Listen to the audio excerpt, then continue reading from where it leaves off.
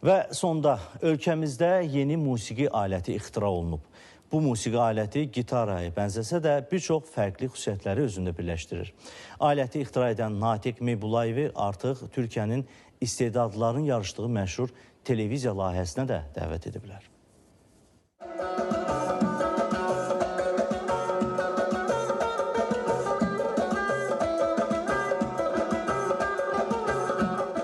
Bu maraqlı aləti 38 yaşlı Natiq Meybulayev yağ qutusundan hazırlayıb.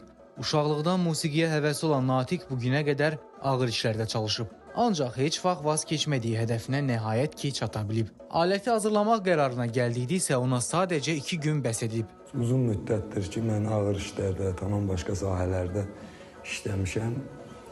Musiqi sahəsində olmamışam. Bu aləti düzəldərkən Binəqədi rayonunda fəhlə işində çalışırdım. Belə bir aləti düzəltmək ağlıma gəldi